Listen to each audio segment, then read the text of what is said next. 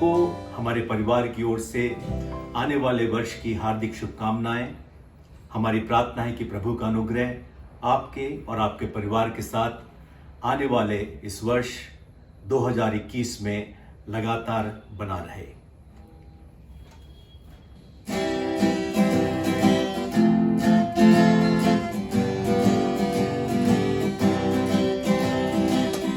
मेरा सब कुछ यीशु है, मेरा प्रभु है। कमी और खुशहाली में मेरा बल है। मुझे दिया जीवन दान होकर कुर्बान। मेरा सब कुछ यीशु है, मेरा प्रभु वो है। मुझसे पूछते और कहते हैं, कृष्ण यीशु कौन है? क्या वो सामर्थी है? वो है मेरा मसीहा। अपनी चट्टान सुन लो ये गवाही, लाओ उस पर खुशियाँ वो देगा इस सफर में। बेहद तसल्ली मेरी मायूसी में अभिषेक है करता। अपनी आत्मा से मांगने से पहले दिल कसरत से सब कुछ यीशु है। My everything, He is my hope, He is my everything, both great and small. He gave His life for me, made everything new. मेरा सब कुछ यीशु है, मेरा प्रभु वो है। गिरने से मैं बचता आजमाइशों में,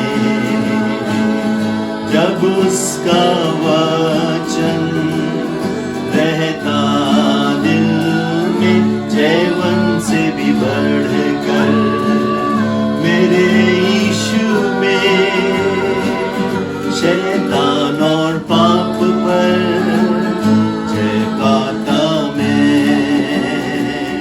मधुर से भी अधिक है मीठा, चट्टान के मधुर से भी मीठा। मेरा यीशु सबसे मधुर है। चक्कर देखो प्रभु भला है। उनका प्रेम और उनकी दया अद्भुत है। He is my everything, He is my all. He is my everything, both great and small. He gave His life for me, made everything new. He is my everything. Now how about you?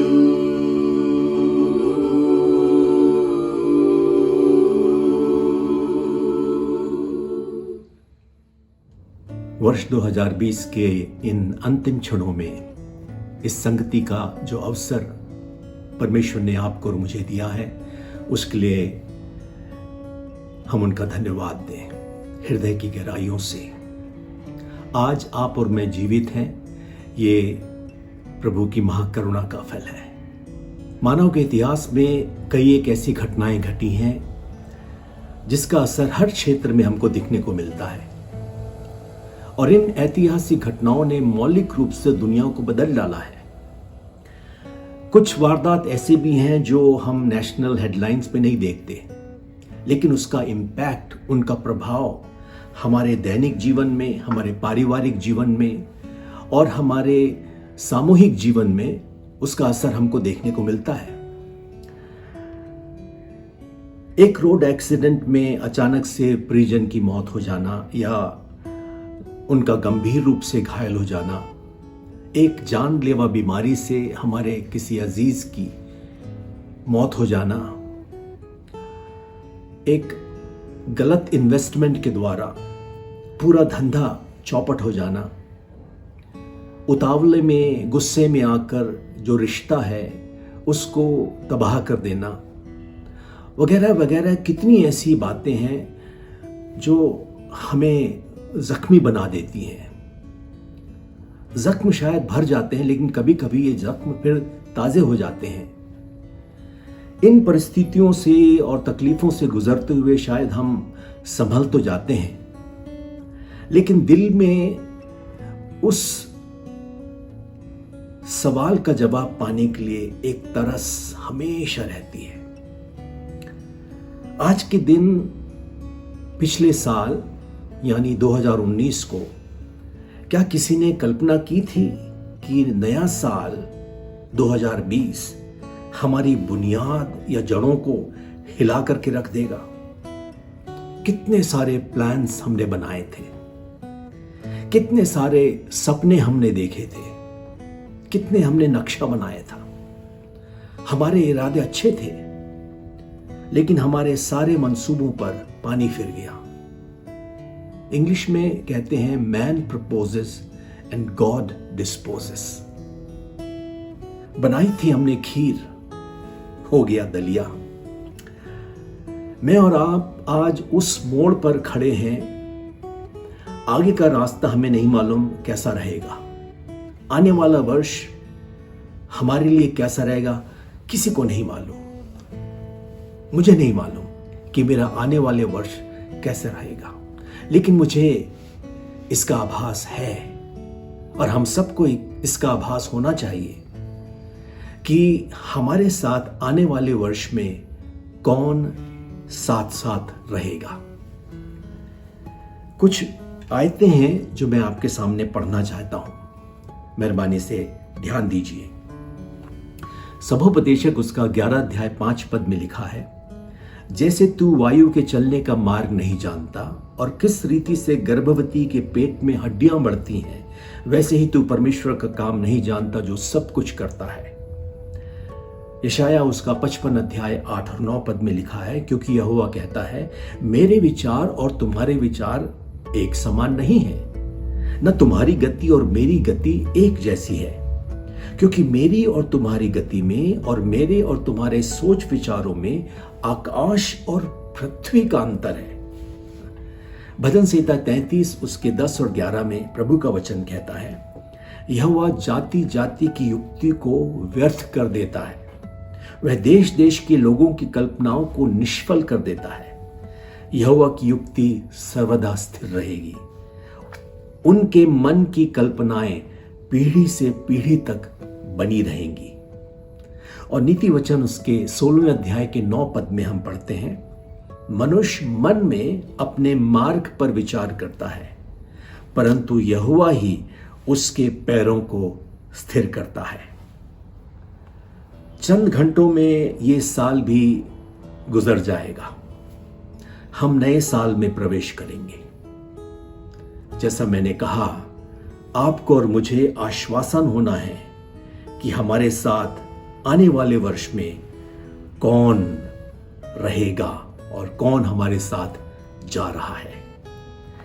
पहला शमूएल उसके 14वें अध्याय के 1 से 15 पद में मैं 3 मुद्दे आपके सामने रखना चाहता हूं।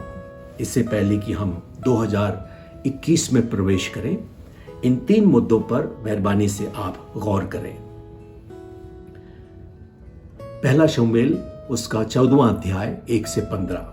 पहली बात जो हमें सीखनी है वो यह है कि आने वाले नए वर्ष का सामना हम सच्चाई के साथ करें। We must face the year with commitment. दूसरी बात, आने वाले नए वर्ष में परिस्थितियों का सामना साहस के साथ करें। We must face the circumstances in the coming year with courage. और तीसरी बात, आने वाले वर्ष में संगति, सहभागिता, इनका चुनाव सतर्कता के साथ करें। Find the fellowship, friendship with caution. सच्चाई के साथ आने वाले वर्ष में प्रवेश करें। आने वाले वर्ष में हर एक परिस्थितियों का सामना साहस के साथ करें और आने वाले वर्ष में संगति, सहभागिता का चुनाव सतर्कता के साथ करें। पहला शमूएल के 14वें अध्याय में जो कहानी है, उसके लिए हमको उसके बैकग्राउंड में जाना पड़ेगा। 13वें अध्याय में, पहला शमूएल 13वें अध्याय में, वहां पर यदि आप पढ़ें तो वहां पर आपको पता चलेगा कि शाऊल राजा ने, जो इस्राएल का सबसे पहला राजा था, उस शाऊल राजा ने केवल 3000 इस्राएली योद्धाओं को चुना अपने शत्रुओं का सामना करने के लिए, फिलिस्तियों का सामना करने के लिए। इन 3000 का चुनाव करके वे लोग युद्ध के मैदान में गए और जब युद्ध के मैदान में पहुंचे तो वहां पर बाइबल में लिखा है, फिलिस्तियों के पास 30,000 रथ थे। जरा सोचिए, 30,000 तो केवल रथ थे, 6,000 के करीब घुड़सवार थे और अनगिनत बालू की किनकों के समान योद्धा, शूरवीर फिलिस्तियों की छावनी में थे। इतने हजारों की भीड़ के सामने ये 3000 लोग डर के मारे भाग गए। और वचन में यदि हम पढ़ें तो वहां लिखा है कि वे लोग भाग करके गुफाओं में छिप गए, चट्टान की दरारों में जाकर छिप गए, झाड़ियों के पीछे छिप गए, गड्ढे जो वहां पर थे उस पे जाकर के छिप गए और थरथरा करके कांपने लगे। लेकिन सबसे दुखदाई वचन वहां पर जो हम पढ़ते हैं वो है पहला शमूएल 13 अध्याय 22 पद में।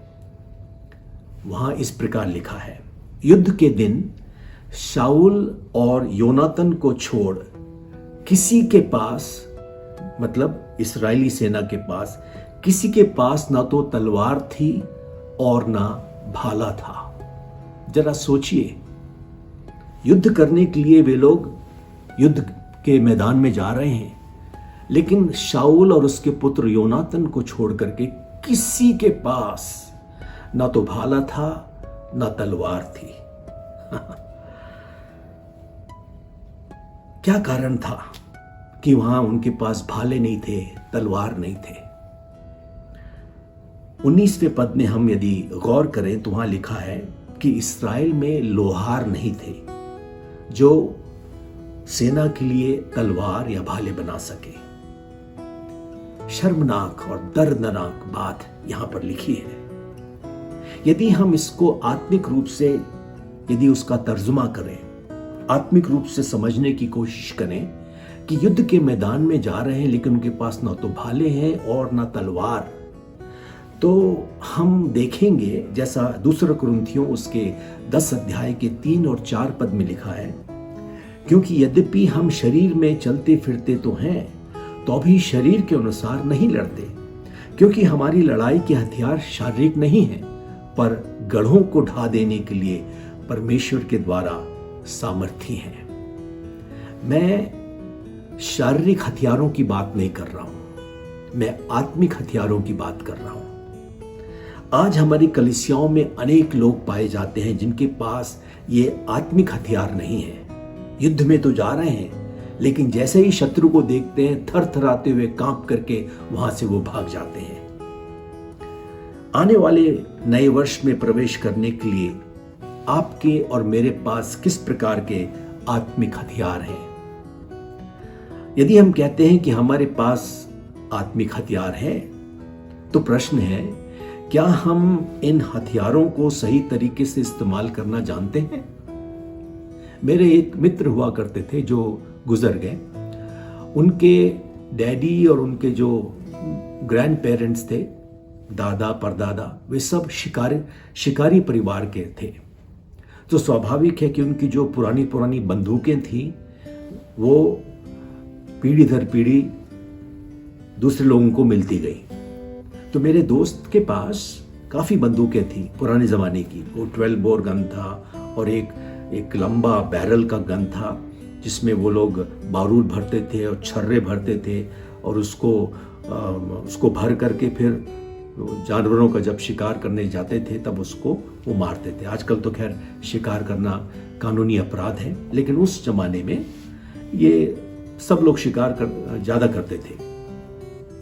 तो मेरे मित्र का एक 15 साल का लड़का था उस समय। वो हर समय अपने जो उसके साथी थे, दोस्तों, उनके बीच में जाकर बहुत डींग मारता था। वो कहता था कि मेरे पास ऐसी ऐसी गन है, इतने इतने गन है, स्विट्ज़रलैंड की बनी है, अमेरिका की बनी है, इंग्लैंड की बनी हुई गन है मेरे पास, और सारे गन को मैं चलाना जानता हूँ। इस तरह के बड़ी बड़ी डींग मारता था। तो एक दिन कुछ दोस्त उसके घर आए और उस दिन उनके मम्मी डैडी घर में नहीं थे, ये अकेला था। तो उसने फिर सबको दिखाया, देखो ये गन है। तो किसी ने पूछा क्या तुमको चलाना आता? बोला बिल्कुल आता है। तो उसने एक 12 बोर गन निकाला, उसमें कार्ट्रिज भरा, कारतूस भरा, और वो लोग मैदान, उनके घर के पीछे में बहुत बड़ा मैदान था, वो मैदान में गए वो लोग। और उसने एक बड़े झाड़ को देखा, बड़े पेड़ को, और उस पेड़ की एक डगाल में उसने कहा कि उस डगाल को देखना कैसे वो उसको मैं तोड़ करके मैं भी अपनी बंदूक चलाऊंगा, उसको तोड़ करके उसको नीचे गिराऊंगा। तो बड़े मुस्तैदी के साथ वहां गया और उसने बंदूक चलाई। जैसे ही ट्रिगर दबाया बंदूक एक तरफ और ये महाशय 15 साल के एक तरफ। बाद में पता चला कि उसका जो कॉलर बोन था वो टूट गया, उसका जबड़ा भी टूट गया। बंदूकें थी उसके पास, हथियार थे, लेकिन कैसे उसको चलाना उसको नहीं मालूम था। आत्मिक रूप से हमारे पास ये सारे आत्मिक हथियार हैं, लेकिन इनका उपयोग कैसे करना, इनका इस्तेमाल कैसे करना, वो हम नहीं जानते। कौन से हैं ये आत्मिक हथियार? इफिसियों 6 अध्याय 17 पद के अनुसार परमेश्वर का वचन सबसे पहला हथियार है, प्रभु का वचन। याद रखिए, परमेश्वर का वचन में अनेक प्रतिज्ञाएं हैं, असंख्य प्रतिज्ञाएं हैं, लेकिन हर एक प्रतिज्ञाओं के साथ एक शर्त जुड़ी हुई है। यदि हम उन शर्तों का पालन नहीं करते तो वो प्रतिज्ञाएं हमारे जीवन में पूरी नहीं होंगी। आज इंसान, हम कलीसिया में देखते हैं, सब लोग प्रतिज्ञाओं के पीछे भागते हैं। अच्छी बात है, बुराई नहीं है उसमें, अच्छी बातों के पीछे हमको भागना है, लेकिन उनको अपने जीवन में पूरा होते हुए देखने के लिए उस प्रतिज्ञाओं के पीछे जो शर्त है उसको पूरा करना है। यदि उन शर्तों को हम नहीं मानते तो प्रतिज्ञाएं नाकाम हो जाएंगी। तो परमेश्वर का वचन एक बहुत बड़ा हथियार है, लेकिन उसके साथ उसका जो चलाने का तरीका वो यह है कि उन शर्तों का हम बखूबी पालन करें। दूसरा हथियार है, आत्मिक हथियार है, प्रभु यीशु मसीह का नाम। फिलिपियों 2 अध्याय 9 से 11 में हम पढ़ते हैं, वह नाम जो सब नामों में श्रेष्ठ है। प्रेरितों के काम उसके 19 अध्याय को यदि आप पढ़ें 11 से 16 में पद में, वहां पर एक यहूदी प्रधान याजक का वर्णन है जिसके 7 बेटे थे। इस याजक का नाम था स्कीवा के 7 बेटे थे। और जब इन्होंने देखा कि पौलुस और दूसरे प्रेरित किस प्रकार से यीशु के नाम से दुष्ट आत्माओं को भगाते हैं और लोग चंगाई पाते हैं, यहाँ तक कि जो रुमाल थे और जो कपड़े थे उसके द्वारा भी लोग चंगाई को प्राप्त करते थे, इस तरह के अद्भुत काम को देखकर कि ये स्कीवा के 7 बेटों ने सोचा कि हम भी ऐसा ही काम करेंगे। तो उन्होंने यीशु मसीह का नाम लिया। और यदि आप पढ़ेंगे तो मजेदार बात यह है कि दुष्ट आत्मा ने पलट करके इनसे पूछा, मैं यीशु को जानती हूं, मैं पौलुस को जानती हूं, तुम लोग कौन हो? और इस तरह से दुष्ट आत्मा उनके ऊपर झपटा, और जैसे ही वो झपटा उनकी बुरी हालत हो गई। बाइबल में लिखा है वे लोग नंगे भाग गए, निर्वस्त्र भाग गए और घायल अवस्था में भागे। याद रखिए, यीशु का नाम पवित्र नाम है, और यदि इस पवित्रता का हमने सही रूप से आदर नहीं किया, उसका सम्मान नहीं किया, उसको समझा नहीं, तो हमारे जीवन में कभी भी हम इस नाम का सही रूप से इस्तेमाल नहीं कर पाएंगे। तीसरा जो हथियार है वो है प्रार्थना। इफिसियों 6:18। प्रार्थना भी एक बहुत बड़ा हथियार है, लेकिन आजकल आप देखिए सब लोग चाहते हैं कि दूसरे लोग उनके लिए प्रार्थना करें। इधर फोन करके, इसको चिट्ठी लिख करके, व्हाट्सएप मैसेज भेज करके हम चाहते हैं कि सारी दुनिया के लोग हमारे लिए प्रार्थना करें, लेकिन हम अपने खुद के लिए कभी प्रार्थना नहीं करते। चौथा है आराधना और स्तुति। दूसरा इतिहास 20 अध्याय के 22 और 23 पद में हम पढ़ते हैं किस तरह से जब लोगों ने आराधना और स्तुति करना दिल की गहराइयों से, सच्चाइयों से करना सीखा, परमेश्वर ने अद्भुत रीति से वहां पर अपने लोगों को विजय दी। यीशु मसीह ने कहा है, तुम लोग, मत्ती 15:8 में लिखा, तुम लोग केवल होठों से मेरा आदर करते हो, लेकिन तुम्हारा हृदय मुझसे बहुत दूर है। हम कलीसियाओं में जाकर के परमेश्वर के मधुर गीत गाते हैं और उसके बाद उसी मुंह से जिससे हमने प्रभु की स्तुति की, प्रभु की आराधना की, हम और कुछ भी बात, नकारात्मक बातें, किसी की बुराई करना, इन बातों पर ज्यादा ध्यान देते हैं। हम इस तरह की आराधना से कभी भी इन आत्मिक हथियारों का इस्तेमाल करना नहीं सीख पाएंगे। पांचवा हथियार है हमारी गवाही। प्रकाशित वाक्य 12 अध्याय 11वां पद में लिखा है, हमारी गवाही कैसी हो। मत्ती उसके 5:16 और पहला पत्रस 2:12 में हम पढ़ते हैं, यीशु मसीह ने कहा, तुम्हारा उजाला मनुष्यों में इस प्रकार चमके कि वे तुमको, तुम्हारे कामों को देख करके तुम्हारे खुदा की स्तुति, आराधना और महिमा करें। और पत्रस कहता है अपनी पत्री में,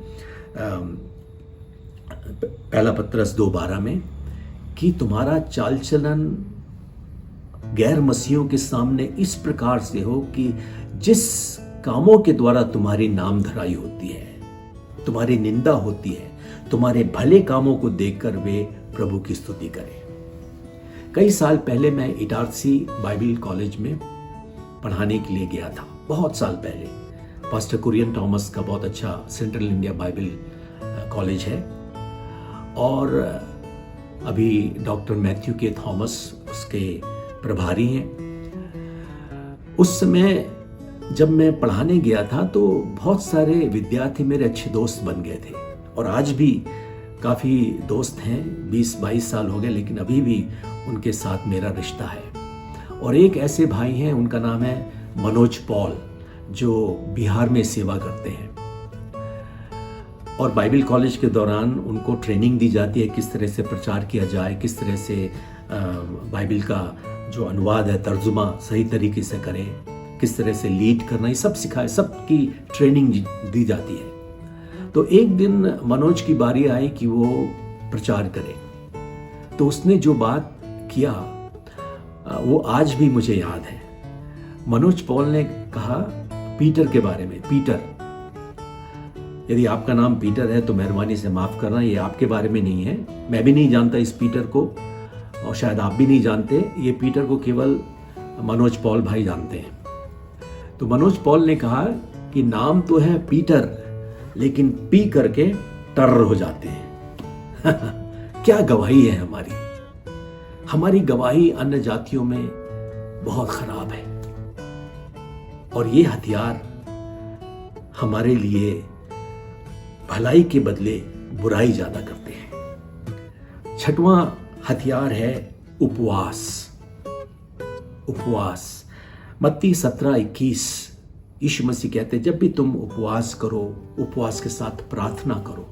आज लोग उपवास करते हैं और डिंडोरा पीटते हैं सब जगह कि मैं 40 दिन का मैं उपवास कर रहा हूं, मैं उपवास की प्रार्थना कर रहा हूं।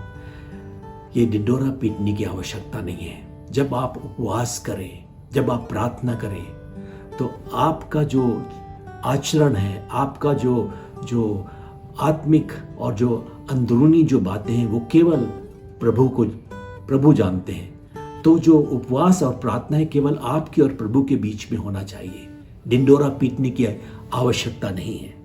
और सातवां है धन्यवाद। आज हम धन्यवाद नहीं देते, हमारे पास धन्यवाद देने के शब्द और समय नहीं है। इसी कारण से हम इन हथियारों का इस्तेमाल करना नहीं जानते। शाऊल राजा के घमंड के कारण इस्राएल की सेना उस दिन युद्ध के मैदान से भाग जाती है। हमें कैसे मालूम कि शाऊल राजा घमंडी था? एक घमंडी इंसान हमेशा अपनी गलतियों को छुपाने के लिए दूसरों को दोषी ठहराएगा, और वही शाऊल राजा ने किया। हम पढ़ते हैं 13वें अध्याय में शाऊल राजा ने शमूएल नबी को दोषी ठहराया। गलती तो उसकी थी, लेकिन उसने शमूएल नबी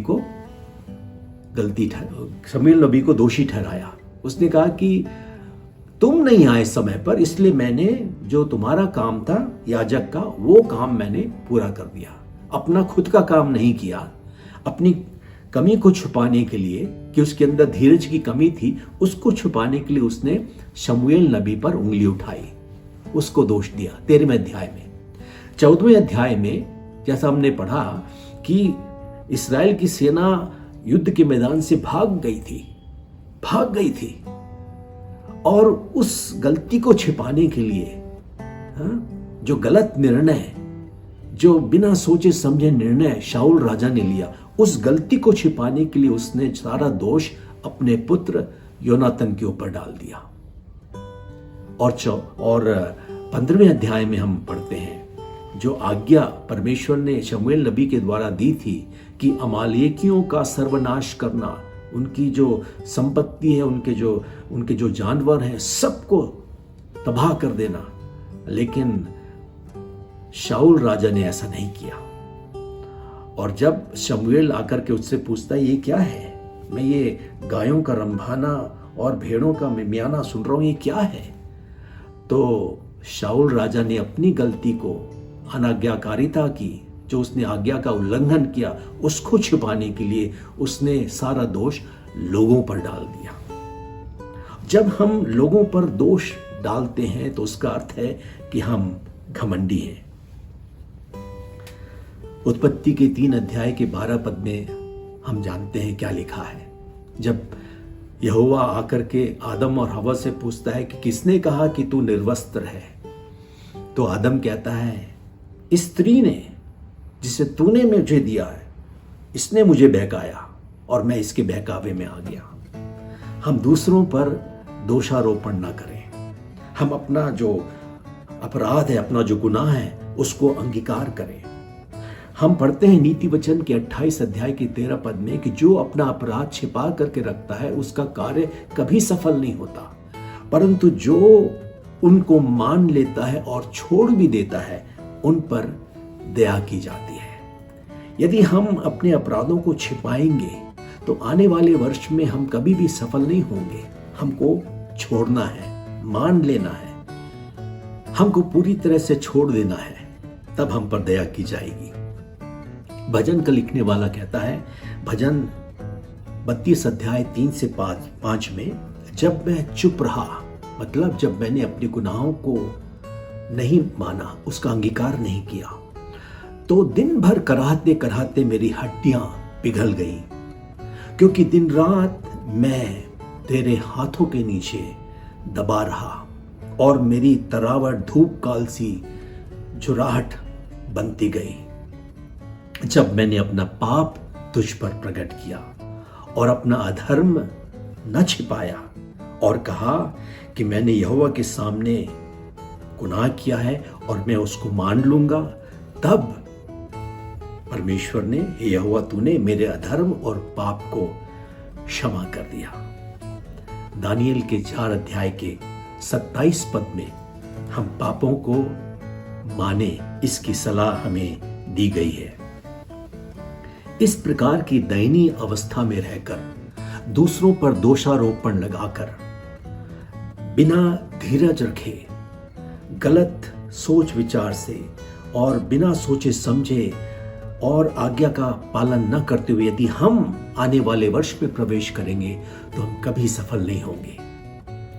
पहली बात जो हम सीखते हैं योनातन के जीवन से, कि योनातन ने अपने जीवन में सच्चाई को चुना।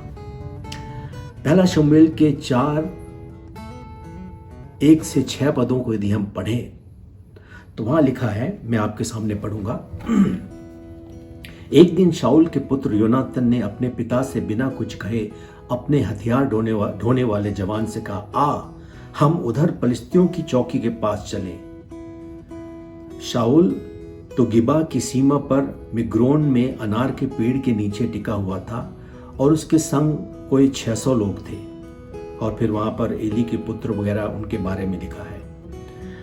योनातन 6वां पद में लिखा, योनातन ने अपने हथियार ढोने वाले से कहा, आ हम उन खतना रहित लोगों की चौकी के पास जाएं, क्या जाने कि यहोवा हमारी सहायता करे, क्योंकि यहोवा के लिए कोई रुकावट नहीं है कि वह चाहे तो वह बहुत लोगों के द्वारा या चाहे तो थोड़े लोगों के द्वारा ही छुटकारा देने में समर्थ है। योनातन ने अपने जीवन में सच्चाई को चुना। उस पार की परिस्थितियों के बारे में वो कुछ नहीं जानता था, लेकिन उसको मालूम था कि गिबा के इन दरारों में छिप करके कोई आनंद नहीं मिलेगा, कोई विजय हमें नहीं मिलेगी। इन दरारों में छिपकर, यहां पर थरथराते हुए कांपते हुए छिपकर यहां पे हमें कुछ नहीं मिलेगा। इसलिए उसने क्या कहा कि चलो हम जाकर के हम शत्रुओं की छावनी में जाएंगे।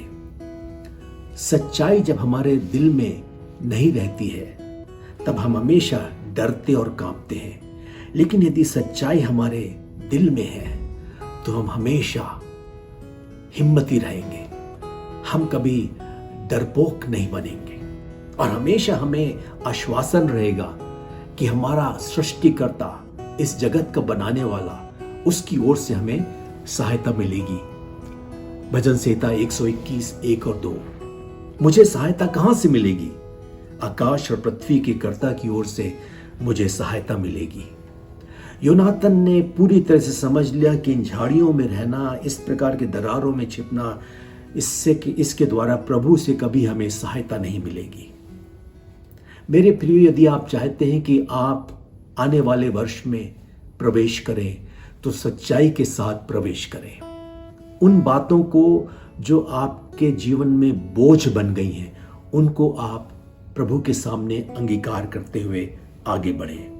प्रभु हमेशा कार्यशील है और वे चाहते हैं कि हम उनकी जो बताई हुई बातें हैं उन पर ईमान रखें, उनके बताए हुए मार्गों पर चलें और इस तरह से हम अपने जीवन में आत्मिक उन्नति करते जाएंगे। दूसरी बात जो हम देखते हैं कि योनातन ने हर एक परिस्थितियों का सामना साहस के साथ किया। सबसे पहले तो साहस उसके अंदर तब आया जब उसने एक कदम बढ़ा करके उस परिस्थितियों से अपने आप को उबारा। अब गड्ढे में वो नहीं छिपा था, बाहर आया, मैदान पर आया और उसने विश्वास किया कि मेरी सहायता यहोवा की ओर से होगी। ध्यान दीजिए, पहला शमूएल उसके 14 अध्याय के 10 पद को और 12वें पद को, वहां पे लिखा है यहोवा उन्हें हमारे हाथ में कर देगा, और 12वें पद में लिखा है यहोवा उन्हें इस्राएलियों के हाथ में कर देगा।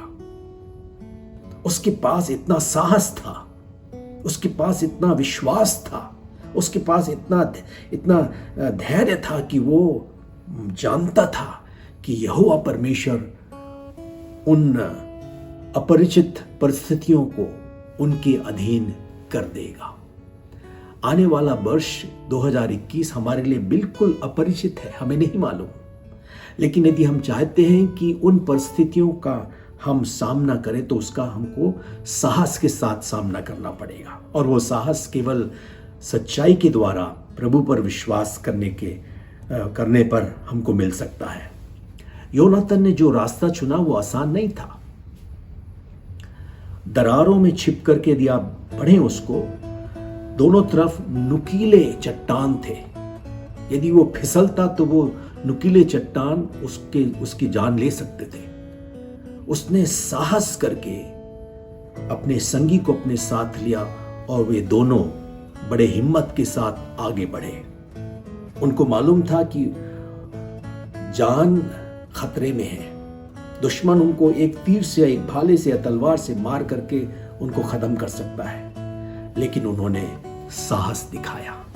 परमेश्वर चाहता है कि आप और मैं भी अपने जीवन में इस तरह का साहस दिखाएं, ना तो बल से, ना तो शक्ति से, परंतु परमेश्वर की आत्मा के द्वारा हम जय को प्राप्त कर सकते हैं। हम अपनी बुद्धि का, अपनी समझ का सहारा न लें, परंतु संपूर्ण मन से अपने जीवित परमेश्वर पर भरोसा रखें। वही हमारा गढ़ है, वही हमारा चट्टान है, वही हमारा रक्षक है। हमारा रक्षक न तो कभी ऊँघता है और न कभी सोता है।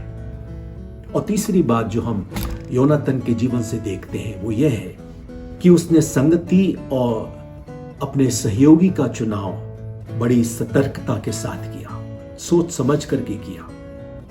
वहां पर हजारों जवान थे, लेकिन हजारों जवान को उसने नहीं चुना। उसने केवल अपने एक जवान को चुना जो उसके साथ हमेशा रहता था। और यदि वो गलत चुनाव करता तो शायद मारा जाता। हजारों के बीच में योनातन ने केवल एक सहयोगी को चुना। और सुनिए इस सहयोगी की क्या बात थी। 6वें पद में जब योनातन कहता है कि आ हम उन खतना रहित लोगों की चौकी के पास जाएं, क्या जाने यहोवा हमारी सहायता करे, क्योंकि यहोवा के लिए कोई रुकावट नहीं कि चाहे तो वह बहुत लोगों के द्वारा, चाहे तो थोड़े लोगों के द्वारा हमें छुटकारा दे सकता है। तो उसके हथियार ढोले वाले ने योनातन से कहा, जो कुछ तेरे मन में हो वही कर, जो कुछ तेरे मन में हो वही कर, उधर चल, मैं तेरी इच्छा के अनुसार तेरे संग रहूंगा। कितनी अच्छी बात है जब योनातन ने सोच समझ करके सहयोगी का, संगति का चुनाव किया, परमेश्वर ने उसको विजय दिलाई। और वचन में हम आगे पढ़ते हैं कि इस्राएलियों की सेना फिलिस्तियों की सेना के ऊपर विजयी हुई और किस तरह से वहां पर कंपन हुई, परमेश्वर का कंपन वहां पर लोगों के जीवन में आया। अब तक तो इस्राएली लोग डर रहे थे, लेकिन बिना वार के केवल परमेश्वर पर भरोसा रखते हुए योनातन और उसके सहयोगी के द्वारा पूरे फिलिस्ती के छावनी में कंपन उत्पन्न हो गई। मेरी प्रार्थना है कि आने वाला वर्ष आपके लिए और मेरे लिए एक ऐसा वर्ष हो कि हम एक कदम और अपने जीवित परमेश्वर के पास पहुंच सकें। प्रभु आपको बहुत आयत की आशीष दे। याद रखिए ये 3 बातें। आने वाले वर्ष का सामना सच्चाई के साथ करें। आने वाले वर्ष में हर एक परिस्थितियों का सामना साहस के साथ करें। आने वाले वर्ष में संगति, सहयोगियों का चुनाव सतर्कता के साथ करें। प्रभु आपको आशीष दे। आने वाला वर्ष आपके लिए भलाई का वर्ष हो, आशीषों का वर्ष हो, ऐसी मेरी प्रार्थना है। जय मसीह।